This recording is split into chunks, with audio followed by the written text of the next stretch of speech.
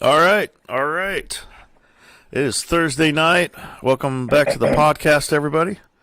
So we are streaming live on Facebook, YouTube, Hey, and as now Twitter. So, shout out to the what's up, tweets. everybody? Shout out to the tweeters. So yeah. Anyway, Oh, shit, so you're doing it like that. Word. yeah, I got a new soundbite. So anyway, guys, so if you guys want to donate to the podcast, which also goes to any type of investments I make, or if you guys just want to donate to the cause, I got everything scrolling at the bottom. And if you guys could hit the like button, that helps us because these algorithms can totally,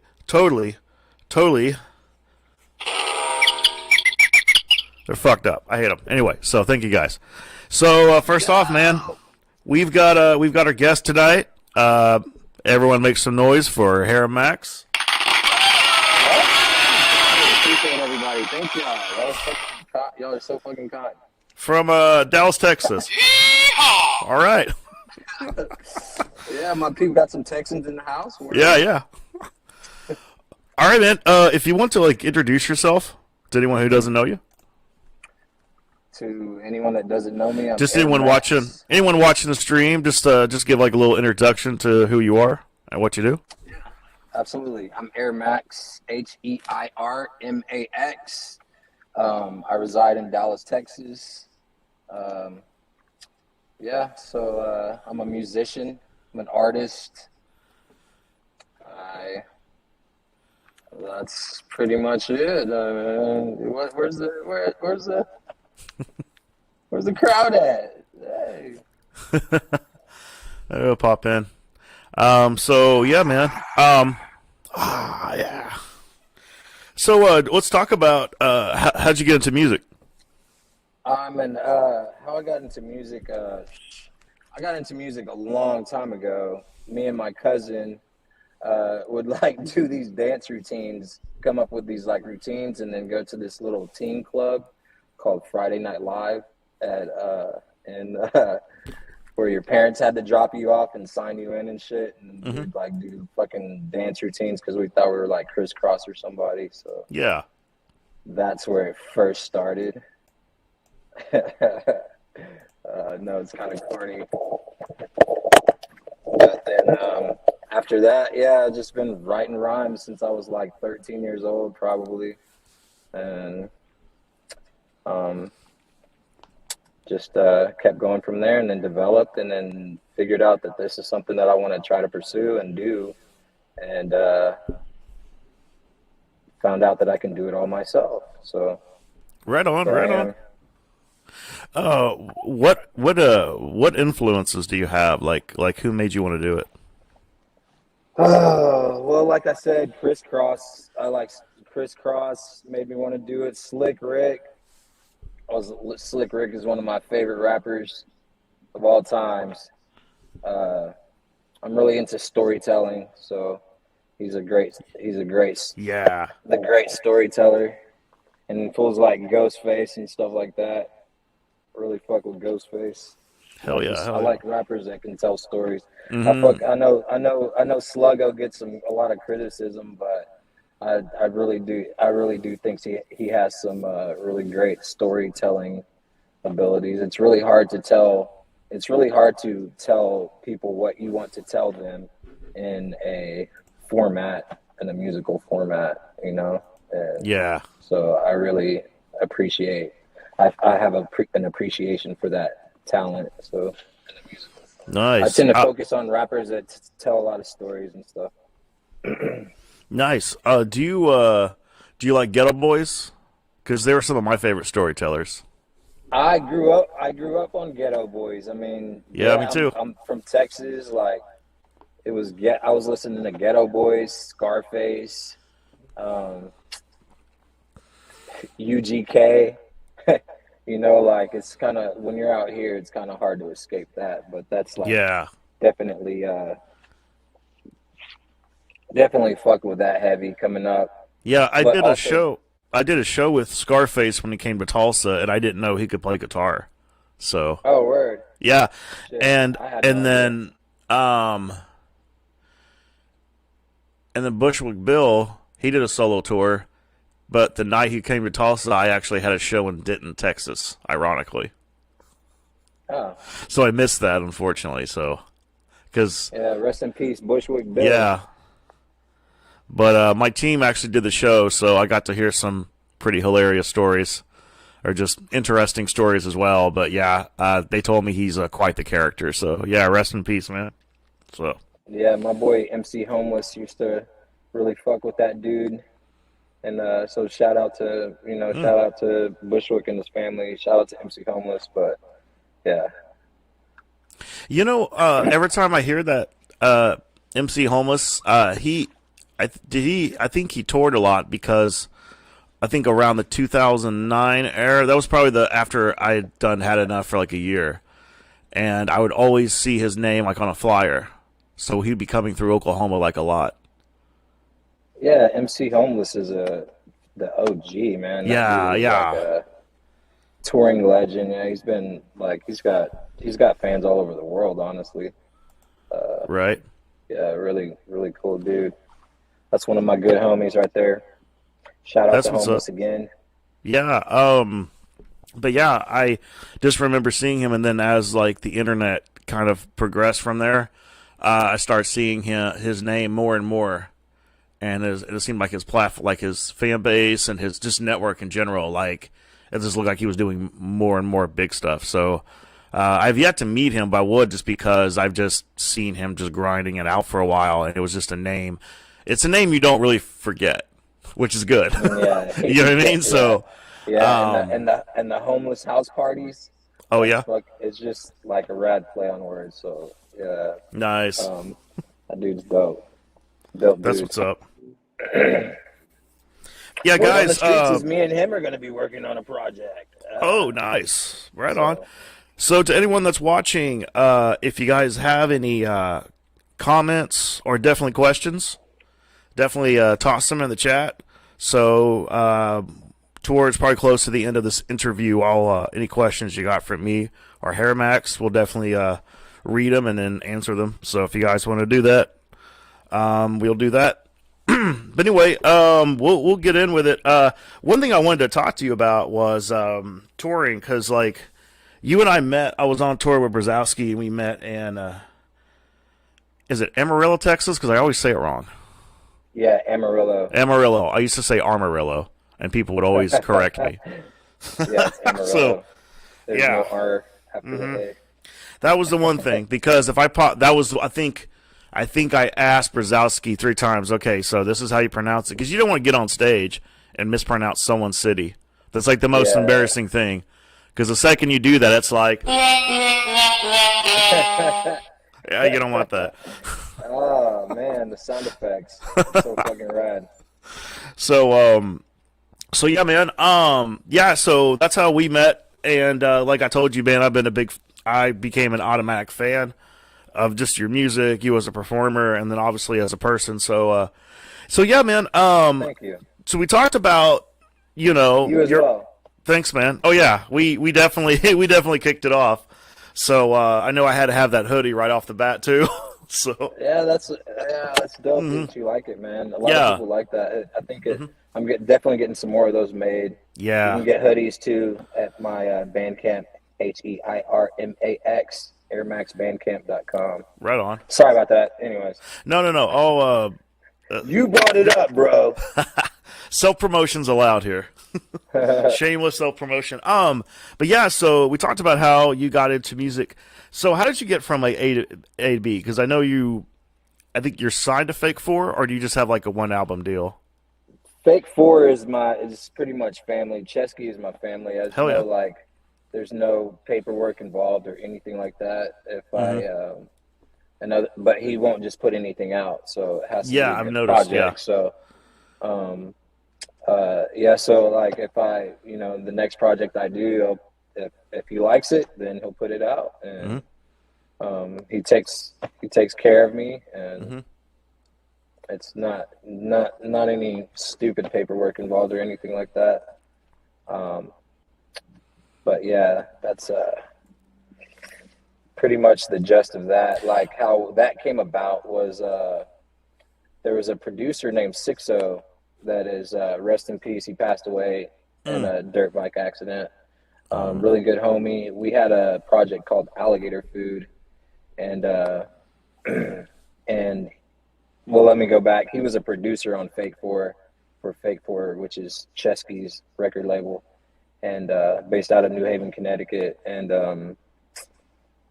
he put a couple records out with them, and he was a producer on there, and then me and him were also working on a project, and he threw it over to Chesky and asked what he thought about it, and Chesky dug it, put it out, and then from there on, that's how it pretty much started with my introduction to Chesky. So yeah, shout I've out heard to Chesky Ramos too. Yeah, man, I've heard nothing but like good things about Fake Four. Just like every artist I follow or have met that have been on that label, they've always spoke highly of it and how it feels like a family. And I remember checking out for the first time, and to me it was kind of like a more underground Rhymesayers.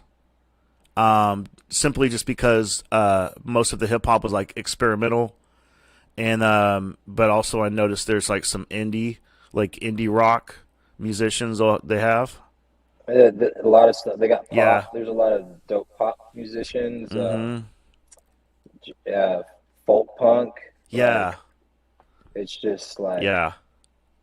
if it's good and Chesky likes it, then he'll give people a shot that normally people like your Rhymesayers or whatever would not give people a chance. And Oh wow. like, Yeah. you know, that people like, there's a lot of good music out there that people aren't getting to hear, and he's making sure people are getting to hear it. So no matter what the genre is, it's not.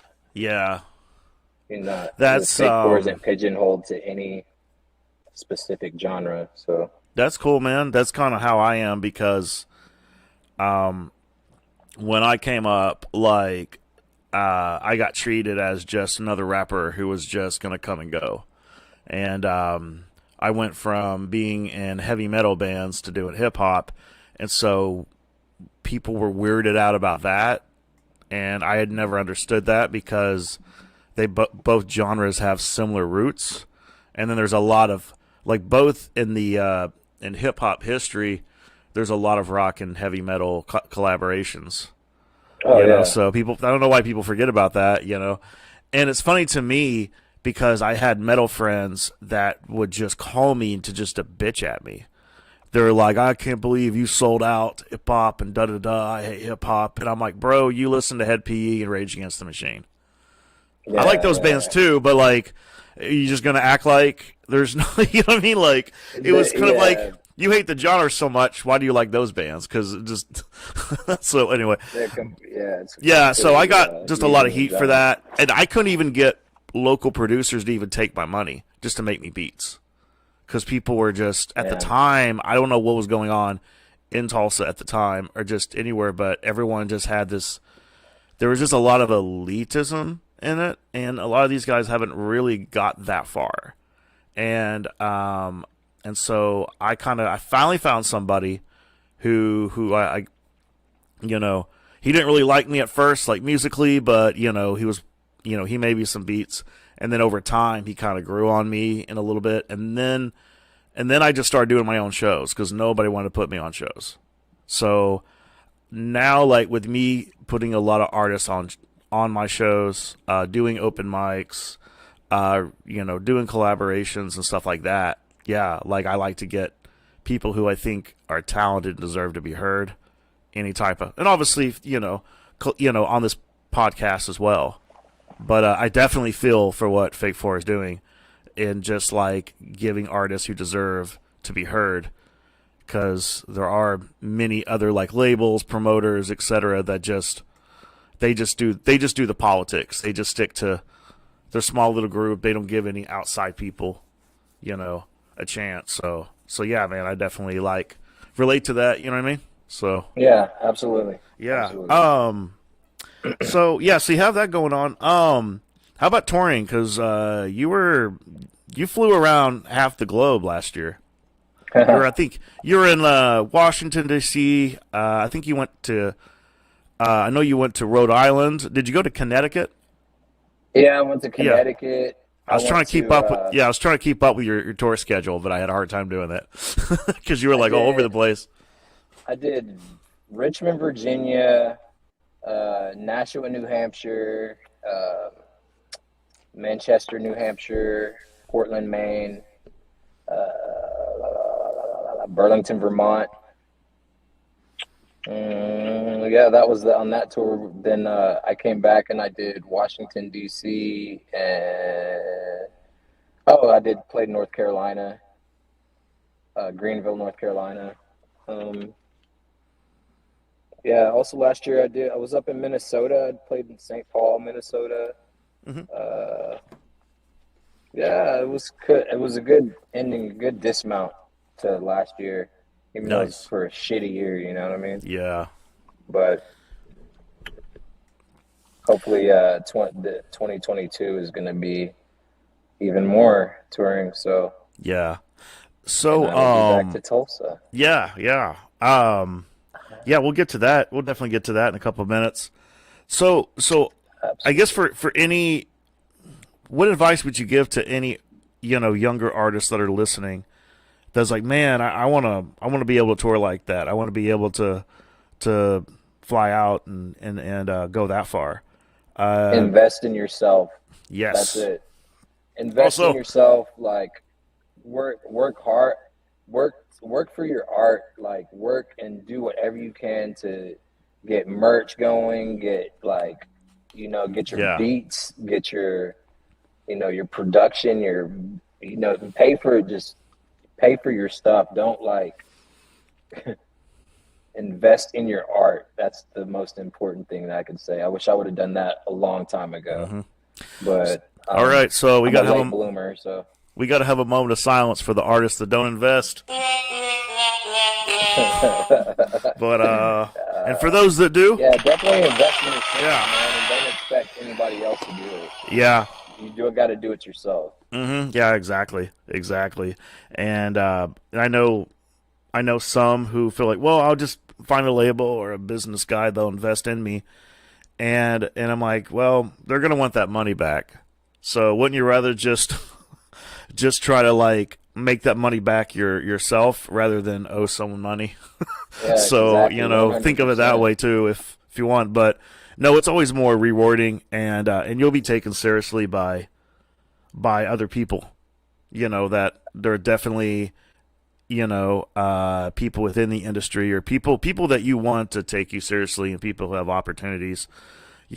So that's the best way I can explain it.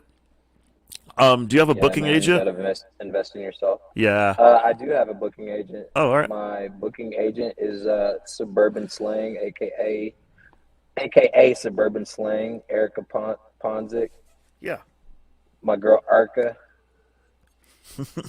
Yeah, that's my my booking agent, and she's fucking killer. So, um, I think she's changing her company name she's like in the process of doing so. But yeah, that's who I fucks with. Yeah. All right. Um.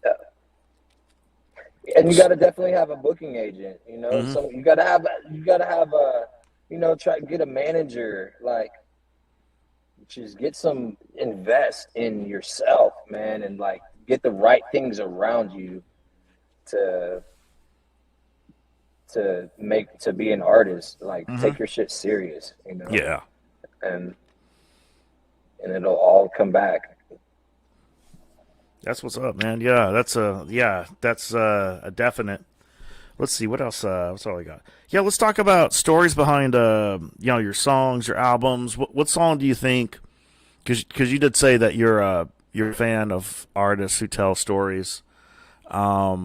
Do you want to talk about the albums that you have out and the stories behind them? Because I know you had one.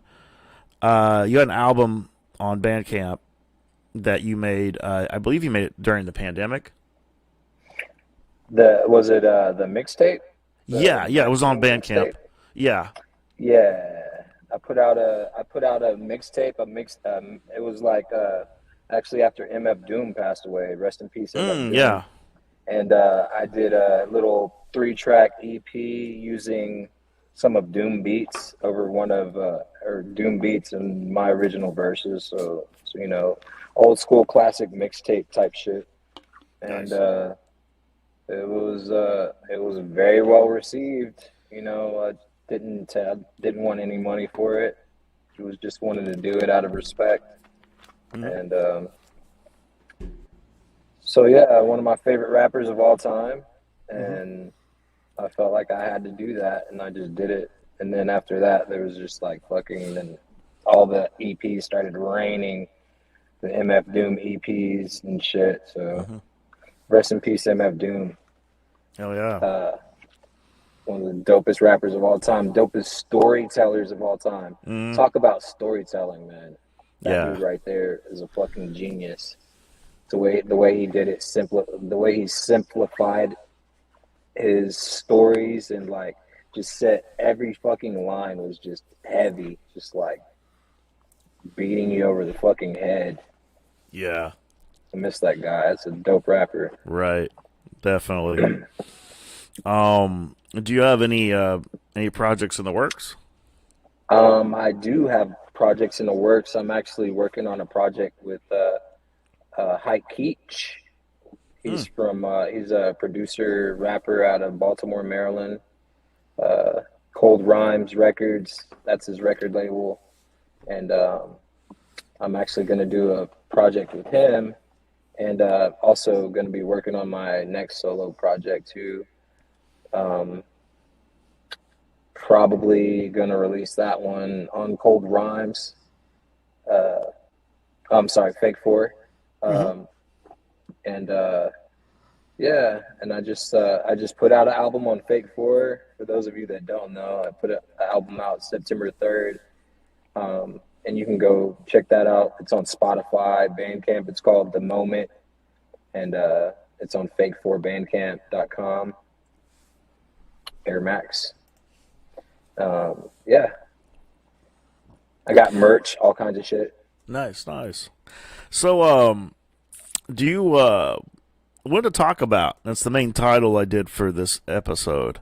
Was about being an independent artist before and after the internet.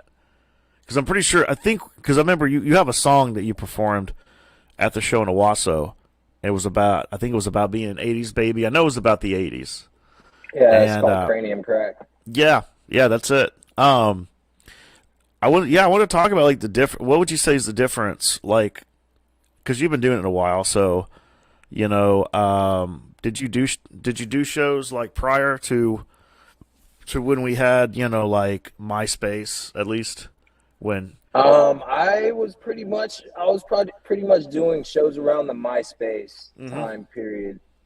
Um, and yeah, it was a totally different place. It was a lot harder to before the internet, and before the internet I couldn't imagine like trying to promote, like it's a lot harder. It was a lot harder then because you Yeah, had to put in a lot of the groundwork and the footwork and yeah.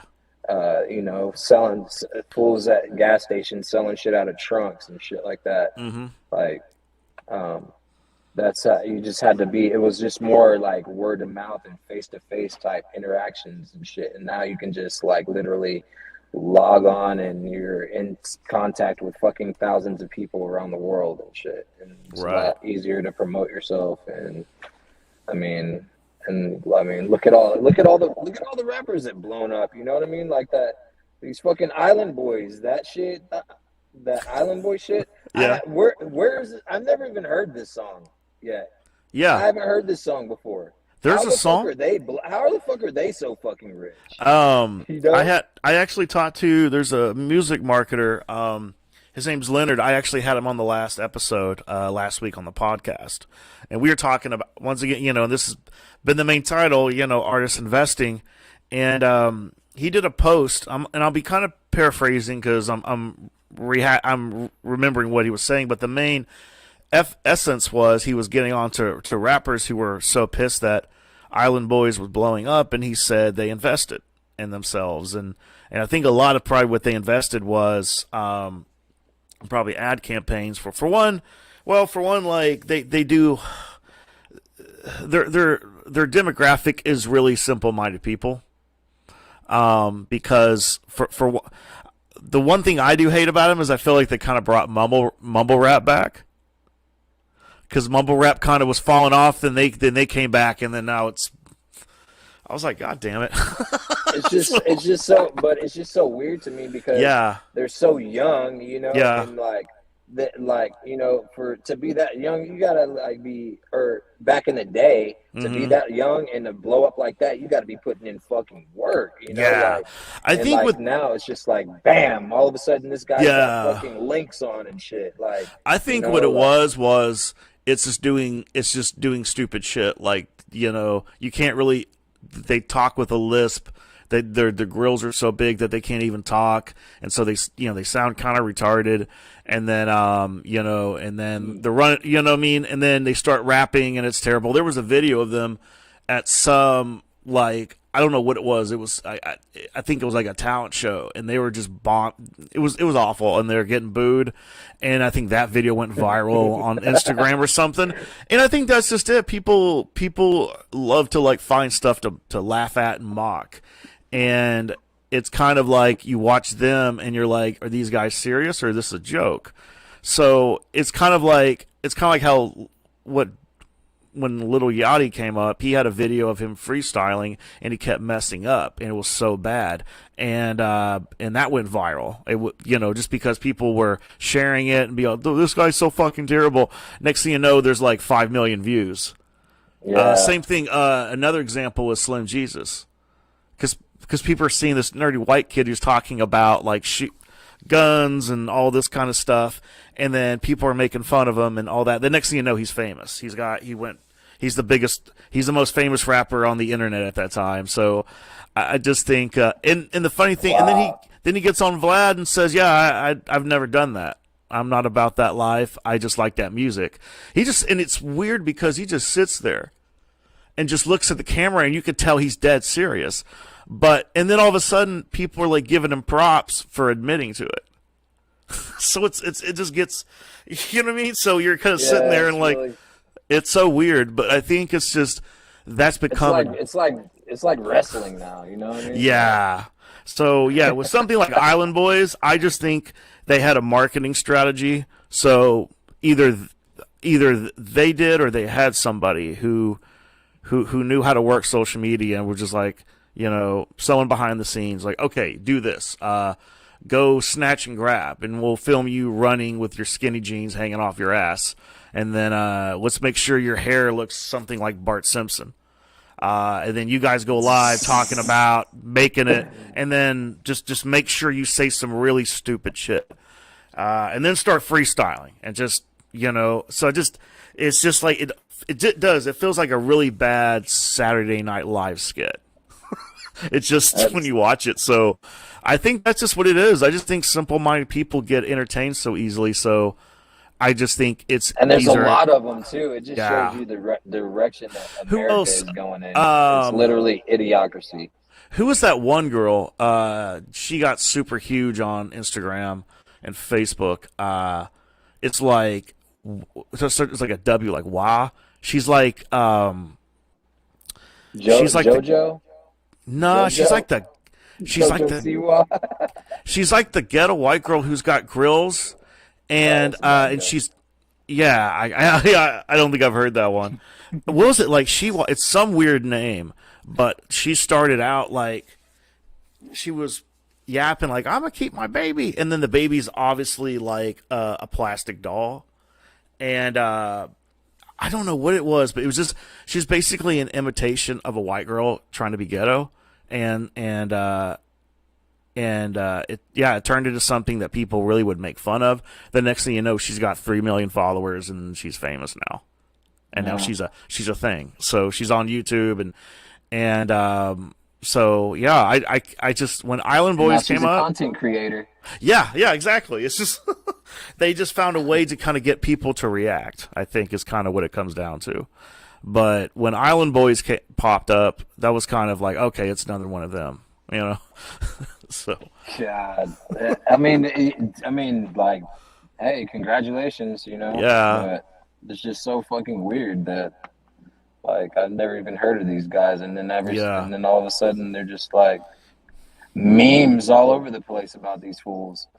yeah. I think that's what it is. I think that's a thing. Meme rappers. That's Meme basically what rappers. the Catch Me Outside girl, Daniel, whatever her name was, or Bad Baby. That was her thing because she was on Dr. Phil, and then that became a meme sensation for an entire year, and then she gets a $10 million record deal. Are you serious? Oh, you didn't know about that? Catch me outside, kid? Yeah, Catch me outside. yeah. She Kid? goes by Bad Baby, and so they signed her, and then she's got like, I think like makeup, like endorsement deals, Oh, and dude, she she's blew like, up. I think she just turned. I don't know. She's probably just now 19. Like all this happening, she was only 17. But no, that became a thing, and then of course the whole world got all upset and angry. Like, what the fuck? I know so many talented artists that deserve that record deal, and I'm sitting here like, you shared the meme though. I'm looking at everybody like, look, like you're all part of this monster. Like Yeah, you saw the yeah. meme, you made jokes about it and stuff like that. So you made it a sensation. So you're actually an accomplice to this. So you could, so it's That's crazy.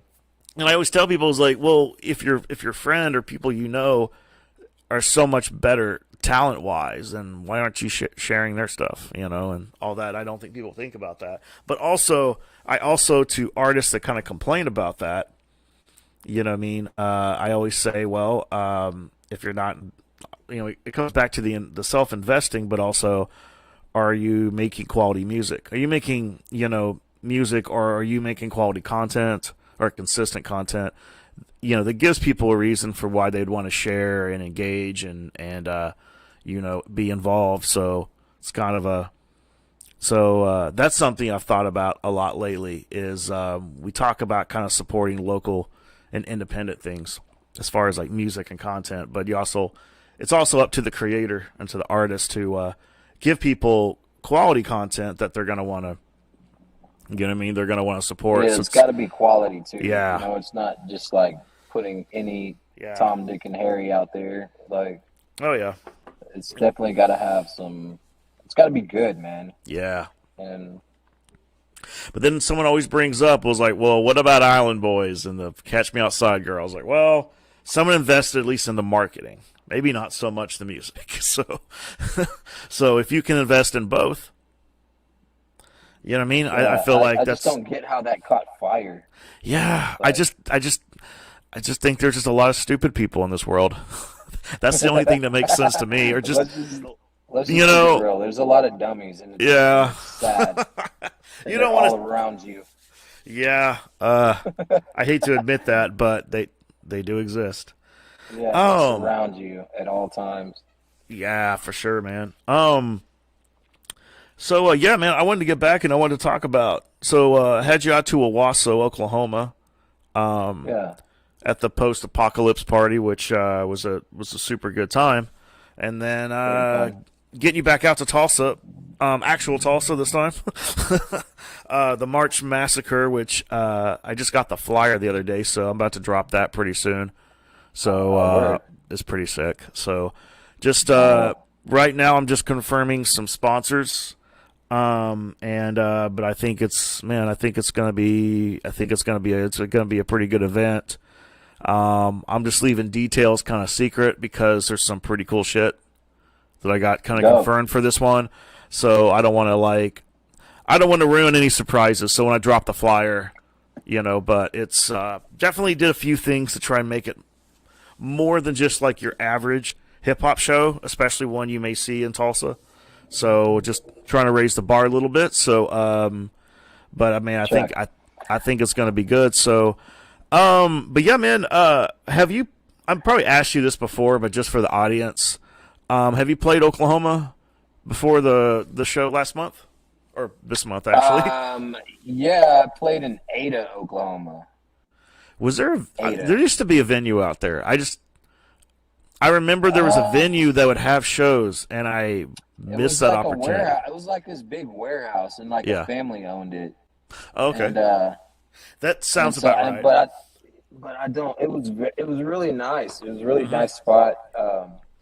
Very good sound system, and yeah, it was a lot of people there. It was pretty cool, and that was a long time ago though. But I don't know. I don't know what happened to that spot, if it's still there or not. Yeah, there was a venue in Ada because I remember bands that would come to a show there. There was the vocalist of a band who was actually from Ada, and so he knew people out there, and I just never got the chance to do a show out there.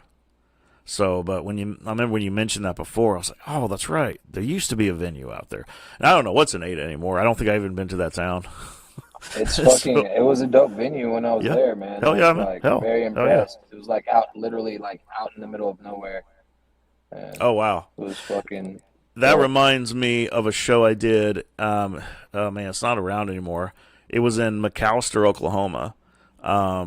There was a couple of guys that were in a punk band, and they had a place called the Rat Hole, and it was inside their garage. But you walk in, and they had a built up stage, sound system, lights. So you walk in, it wasn't like your typical garage venue, like it was set up like an actual music venue. And like it looked dope. Like it really That's like dope. and so yeah, someone brought like an ice box full of beer. You can drink all you want. And yeah, it was me, and there was me and a bunch of punk bands. That's And dope. it was hella dope, and it was the first punk mosh pit I've seen in a long time. And I played a punk show with in Greenville with MC Homeless has a punk band. oh, So nice. yeah, so he had a house party and we played. It was dope show. One of the highlights, one of them, but it was pretty cool. I wanna do more shows with punk bands. I love punk. Yeah. Every time I have, it's always been crazy fun. So, let me throw in this question here. What's up? Do y'all rock with MC Chris? MC Chris. Where's he out of? I haven't heard of MC Chris. It's not. This isn't something we can kind of go back and forth with that guy, right? If he comments, Again, I'll pop it back up and yeah. where's MC Chris from? Let me see. Let me Google it. I'm a cheating. I'm a Google. Let's see. MC, because I know that name. I just don't think I've really listened to him. But that name sounds familiar. Okay, American rapper. Okay, we figured that much. He does nerdcore, Oh, okay. and he also does as a voice actor, and he's an comedian and writer. Oh wait, I know who this guy is. Yeah, he's done like Star Wars theme songs and stuff like that. Yeah, okay, I remember him. I think he came to Oklahoma City not too long ago. I'm gonna check him out. Honestly, he did. He did the voice. I think he's involved with Aqua Teen Hunger Force. Like I think he did the voices on that show. Okay, I remember him now. Okay, I had a man. Sometimes you gotta Google, motherfucker, just to remember, unless it's like. I mean, I honestly haven't heard of him. Yeah. So I think I like being put on to new shit. So yeah, I I'll check him think out. he's one of those like he kind of like he gained like a following on like YouTube. I think at the beginning of YouTube, because I remember looking him up and he had like a lot of songs up, and then you'd see like a lot of like numbers, like a lot of comments, basically a pretty decent engaging fan base, and I remember hearing about him. Oh yeah, Erica says it is nerd rap. Okay, that sounds Erica. about right. What up, Erica? Oh yeah, all right. Nerd rap. Okay, yeah. She knows everybody. Like Wow. literally. She's Like- like Like she's, what did you say? She is like the indie hip hop dictionary. Just like, just straight name up and somebody, down. she knows them. straight up. And she knows she knows a lot of, and she has a good ear for music. You know what I mean? Like she's fucking with me. No, I'm fucking. But yeah, she fucking she fucks with me. She fucks with Dope Knife, Miles Bullen. Okay, Dope Knife. I gotta look that up because that name alone is fucking dope. Dope Knife. Dope Knife is dope. Okay, I'm checking him out tonight when we Dope get done. rapper, dope producer, battle rapper. Like, Ooh, okay, dude's all right. amazing. But yeah, so she like Erica's doing her thing. Shout out to Erica. Did you ever do any battle rap, or did you not get into that? I did not get into battle rap. Okay, I did. It's weird because it's something that I did want to do. Like, I would love to be one of just fucking tear fools apart and shit. But I just suck at it. Honestly. Man, well, battle rap is one of my writing influences. So if I ever get to a writer's block, I'll listen. I'll get on YouTube and I'll watch like Grind Time and stuff like that. And that's just for me, just to get like rhyming ideas. Right. And so just things of that nature. But Patterns. I did everything backwards, which is funny. I haven't told anybody. So you know how everybody starts in ciphers and battles before they actually make music. Well, I did music first, and then I started having I had ciphers at my show, which I'm gonna start doing again. Well, no, I take that back. Whenever Freyas is there, he'll have us do a cipher. But I just mean like, I used to come to a show and they'd be doing it in the parking lot and stuff like that. But so I did. But then I got into battling because there was a battle league in Oklahoma City, and it was all like kind of beginners. So I got in, and they let me battle kind of one of their more prestige guys, like more experienced ones. Because the style of bars I was doing was, well, for one, it was just more of like, it was kind of, my attitude was like, I'll cut your throat to win kind of thing. And so I would literally say things that is literally like stomping on someone's manhood kind of thing. Like savage shit. Like, you know what I mean? And I didn't, and that was one thing I didn't want to battle the younger ones because of the style I was going for was so harsh. So so stuff like that. So I think I only did a couple of them, but I just want to do it just to do it. Like if somebody was doing like lessons on how to do graffiti or breakdancing, I would take those classes just to, you know what I mean? Just to kind of get your feet wet in some hip hop culture. So yeah, no doubt. You know what I mean? So it was just kind of like I just wanted to like try. I just want to try it, and so that was about it. My homie Castro's doing a battle. Me and my label Mugen are sponsoring it, and I think I'm going to co-host it. He keeps asking me if I'll battle, and I'm just like, man. Because like all the MCs that are in it, they're all artists that I work with and I'm homies with, and I just said, man, my style of battling is just so crude. I don't want to go there. Plus, I don't want to spend like a month trying to find ways that I can just tear someone else apart. So, it's like freestyle, an actual freestyle battle, yeah. Like off the dome type shit. Yeah. No, but if I had like a preparation battle, that type of shit, definitely. Yeah. So, you know what I mean? I could definitely get down on some shit like that, but I don't really necessarily want to invest that time. That's what I'm saying. Yeah. I would rather invest that time into writing shit that I want to fucking get across. Right. Yeah. Instead of writing about another human being, but that's where I'm at. Time too. Yeah. And youngsters, invest your time wisely. Time is fucking money. So like, anyways. Sorry about that. No, man, that's all true. But yeah, I have respect for it, dude. I wish I was good at it. I wish I was good. It's nothing like seeing a fucking battle rapper just fucking chop somebody apart with bars. Yeah. Nothing. It's just, you know. And then there's it's just something that every rapper would like to be a good battle rapper. Yeah. I was just the But guy I've that noticed that battle rappers don't make very good music. it's rare. It's funny because you look at like They're like Eminem. garbage at making songs, Yeah. and they're like Well, hooks are trash. it's funny because you look at guys who start off battling and they actually end up really good, like Eminem, Idea, Sage Francis, Slug. I'm trying to think who else. There's several other ones I can name, and that was Busta Rhymes. Like they started off battling and they actually ended up being good artists. But I think it's more of, but that's more of like the Scribble Ghost Jam One. era. Now it's kind of like it's rare. I mean, Locksmith I think started off battling.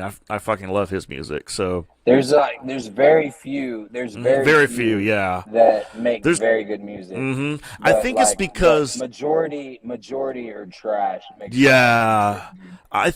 think, Like it's like wow. yeah, I think it's just because they're so used to writing lyrics where they're just trashing somebody else, and then you're gonna make now you have to write like an actual song where you have to kind of express yourself, and so I think Totally it's just different beast. so Writing I think they songs. just get kind of caught up with that mindset. So that's kind of what I think it is. And you know I've met plenty of guys that could freestyle off the head for hours, and they're kids I used to hang out with, and they couldn't write a song. Like literally, when they would write a song, just their music just didn't hit the mark. But man, if you hung out with them and was smoking a blunt and drinking or whatever, they could freestyle just nonstop. Yeah, So, I think when I was out there, we were talking about Christoph Crane.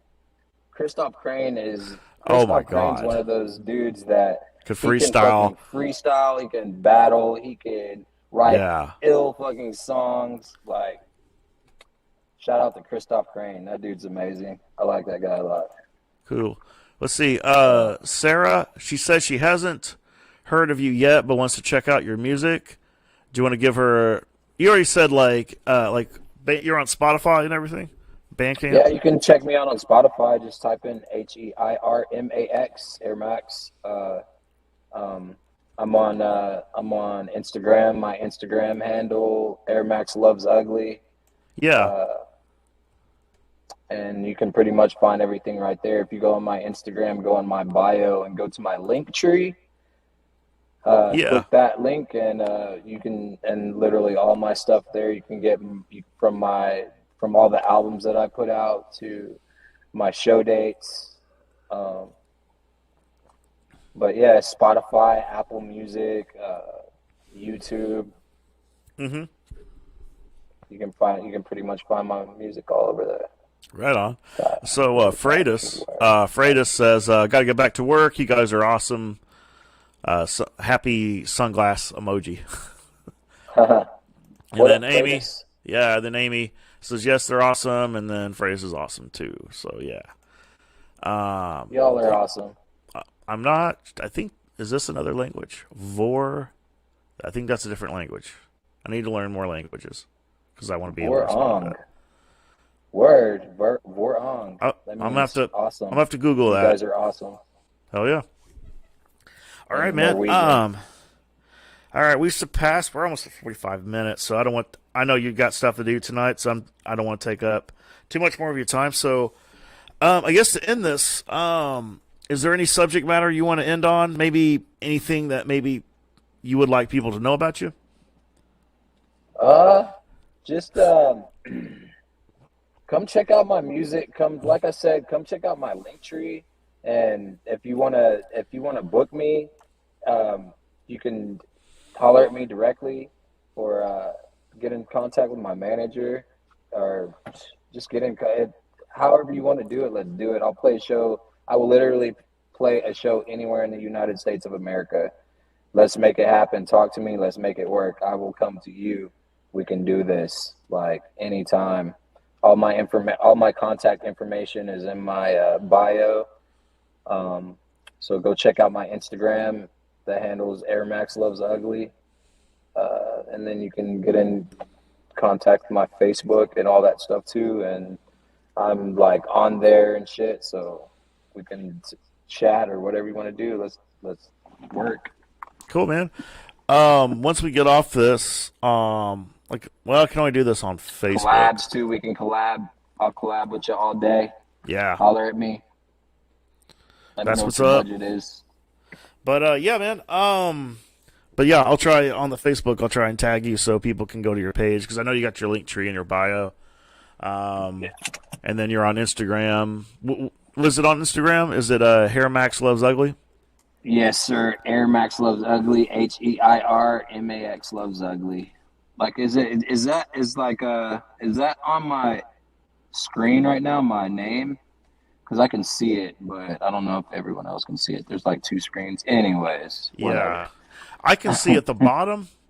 I don't know if it's. Well, let me look. Well, I'll know once if you can see it, it's spelled like that. And then that'll put you in contact with everything on social media about me. Cool. Yeah. And I also got your. And what about the show in Tulsa? We got the show coming in Tulsa. Yeah, a Saturday. Some of y'all come out. Yeah, Saturday, March the 5th. It's the March Massacre. And sometime next week I'm gonna drop that flyer and let people know about it. So yeah, man. For those of you in Tulsa or nearby, he will be in Tulsa on Saturday, March the 5th. So definitely kind of one more thing. I'm listening. What about that track that we just did? Oh, it's coming. Okay. Yeah, I'm gonna announce that pretty soon. I'm still picking the right date, but yeah, it's in the process. But I will be making an announcement on that, dropping that with the actual release date. The video is almost complete, so I'll have that on standby for release date. But yeah, that's coming out. We're definitely performing that at the show, so it's gonna be fire. Okay, that's what's Can't up. wait. Yeah, you got to get that shit down. Yeah, I think I have your verse memorized. I think I've heard that song Really? like 20,000 times. Yeah, I definitely have my verse memorized, but I think I almost have yours too. So I need to get my verse memorized. Yeah. Yeah. Yeah, man. It's like what we've been on for like 52 minutes now. Yep. What? So do we want to just go just make it an hour or what? Yeah, why not? Why not? Because the cool thing about live streaming is that you don't have to upload it and wait for that long period of it uploading. It's by the time I hit end. Well, I mean it's on right now, but by the time I hit end, it's on the platform. So that's like a lot of work I don't have to do. So yeah, man. If you wanna go up to an hour, man, I'm cool with that. Man, these interviews. I don't know what we're gonna talk about, but I just kind of feel like I'm just now getting warmed up. So. Yeah. I don't know. I mean, we can bullshit. Yeah. Anybody have any questions? Like, let me see. Look on stream. I know Castro's a comedian. I know we got any comedians out there? Is like, yeah, do we? What's up? Yeah, the chat room was going pretty well. It got kind of quiet now. Oh, okay, we're good. Okay. But yeah, if anyone has any questions or comments, man, I will pop them up on the screen, and we will either answer if it's a question, we'll respond to if it's a comment. But I don't know what questions do you guys have. So feel free to pop a question. What do you have? Do you have anything planned that you're able to? Any news you're able to drop at this point? Like, what do you plan on doing in 2022? No, I don't have any news. No, I'm just playing. all uncomfortable and shit. Yeah. Okay, next question. Next question. I mean, I'm just like really my schedule is filling up. I need to go check my spreadsheet, but yeah. I know I'm gonna have a lot of shows going on. I'm gonna be touring with some dope artists, and it's gonna be 22 is gonna kick ass. I'm pretty sure of it. Yeah. As long as this fucking pandemic calms the fuck down. Right. What did you actually, speaking of which, what was your kind of course of action when the pandemic hit? I know for me, I had even though I had to cancel like a 2-week tour, I spent months setting up, which sucked, but the situation entirely sucked for a lot of people. So I had a real optimistic attitude about it. So I said, well, just gonna have to, I guess, just gonna have to lay low till this thing calms down. And so I went home and I just started recording and then releasing music online. I felt like that was the big That was strategy. really the pandemic really sealed the deal for me to like, look, you need to have a fucking microphone. You need to be able to, you need to have a computer. You need to have all this, you need to have an interface and all this shit to be able to record. And they're like, there's no way that you should be locked up in your fucking apartment and not be able to make any music at all. So that's where I was just like, where I was really like, you know what, I should have been had all this shit. And so I bought all that shit, and you know, then started recording, and then next thing you know, I'm like balls deep in an album. And Yeah, that's what I did. I did the best investment that I ever made. Yeah, I let's see. So I started making I made a mixtape called Stir Crazy, and the whole thing was. And then the first song I did with the homie Character. We did a song called Pandemic, and it was, and it was basically Character. just Shout out to the homie Character. Yeah, it was it was cool because in Texas. Yeah, we did that like we did that pretty quick. But I liked it, you know. So yeah, I made the whole mixtape called Stir Crazy. I put that on Bandcamp, and I promoted it for it to be strictly on Bandcamp, just to bring everyone to one platform. And then I let that kind of sit for a month or two, and then then I put it on like Spotify and iTunes and all that for people who would rather like, you know, be able to, you know, for people who want to, you know, put on their playlist, or, you know, because I like Bandcamp a lot. But I'll tell you this, man, if Bandcamp, if by chance anyone who works or owns Bandcamp by chance hears this, if I was the CEO of Bandcamp, what I would do is I would just add a community where people could post statuses, photos, post music videos. And so, because Bandcamp gives really good deals as far as they take a very small cut. And then during the pandemic, they did something where the artist got 100% of the sales, which I thought was cool. So they still do that. I've been seeing that. I've been getting those emails. So I was like, all right, cool. You know, they let you sell merch and everything. So, man, I don't know, to me, it's just so dope, because if they just had everything, if they had all the cool things that you need, that we use on Facebook, and all the cool things we use on YouTube, I would ditch every platform and just use Bandcamp. There's just a few things they're missing, but they could actually be what MySpace was. And my main thing I hate about all the other platforms is the algorithms, and this whole only 2 to 5% of your followers see your posts, and just all this, and just shit like that. And then of course the censoring gets annoying.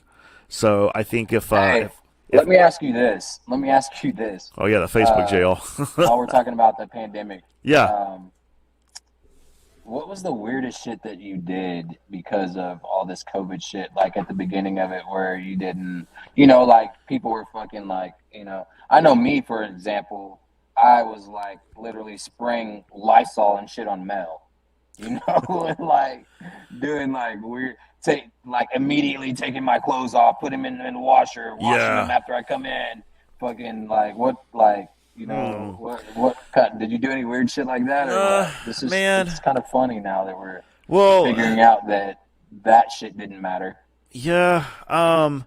Man, I guess when I'm sure there were people that probably thought I was one of the assholes who didn't care, but that wasn't really the case. All the toilet paper. I didn't do that. No. I just wasn't, I don't know how to explain it. To me, it was, I boosted up the amount of healthy food I was eating. I drank more water. I exercised more. I did a lot of Googling when it came to viruses. So that way I was just like, all right, what are we dealing with? You know, kind of that kind of thing. So I, you know, I did like when I'd go to Public, I'd go to the grocery store or whatever. I wore gloves and stuff like that, and face coverings and stuff like that, just because it was so new and everyone was kind of freaked out. And I was like, well, I'll wear rubber gloves because I am touching groceries and stuff like that. But I didn't get, man, I didn't get too crazy about it. I wasn't. To me, it was just like, well, I bought multivitamins. I still take those every morning. So I think I was about as cautious, but not too crazy. It's just kind of like, all right, I'm just gonna eat mostly like healthy food and just take care of my own health. So if I catch it, I should be all right. So, but have you ever got it? man, I don't had it think back so. in August. I don't, man. The only time I think I might have would have been in early March, but I was only out. But this was before they really start saying, "Oh, this is a national emergency." So you didn't know for a fact that you had Yeah. it. You just I mean, at the time, I figured I just had a really bad, because there's cold people or that are whatever. like, oh well, I know I had it. I know Yeah. I had it. I mean, I I took just that one time and I had a headache. I just know I just had a fever, had a cough. I just felt like shit. Basically, what it is. So I just took some meds. I mean, my refrigerator, I got NyQuil, DayQuil, I got vitamin C pills. You know what I mean? I got multivitamins. I just did that. Drank orange juice, ate fruit.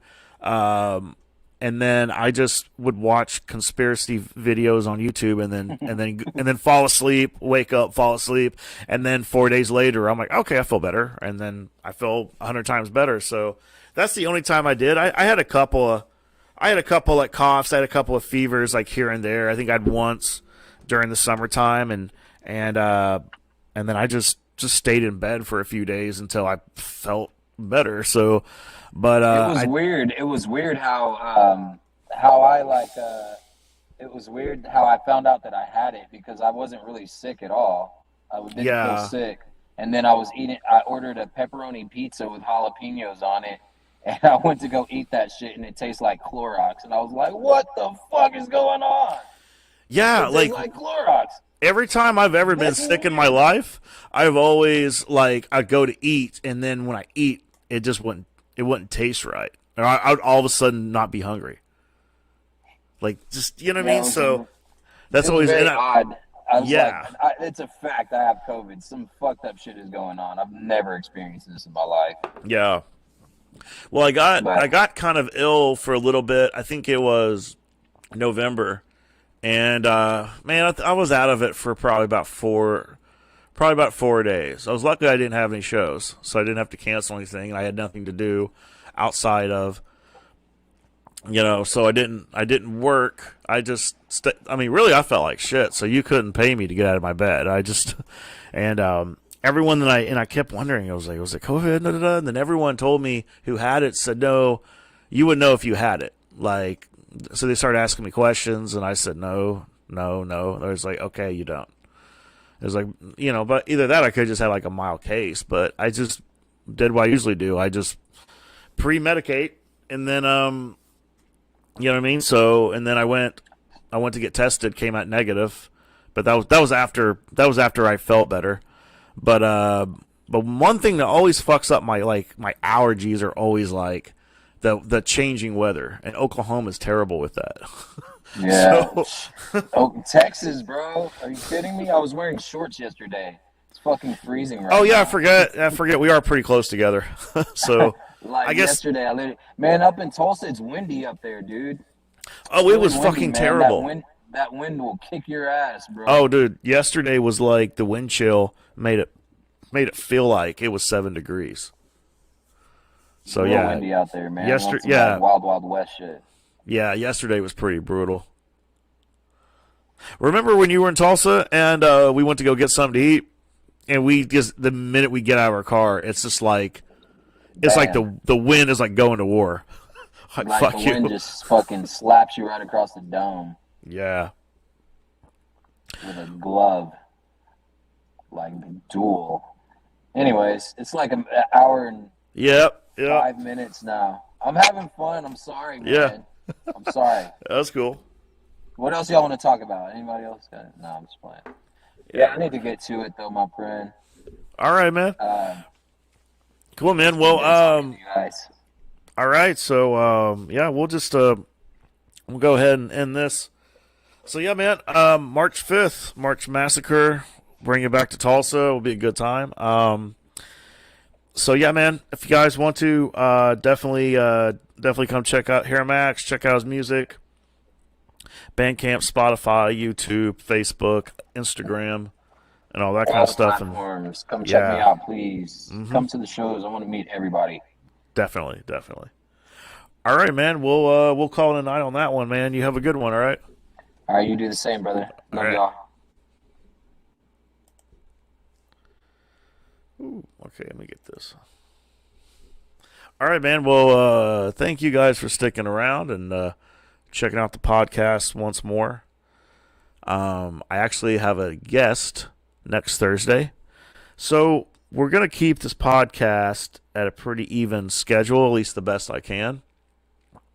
So as of right now, I plan on doing it every Thursday at 7 o'clock Central Time. And I will announce who the guest is next week pretty soon. So anyway, other than that, you guys have a good night. We're going to call this is a go.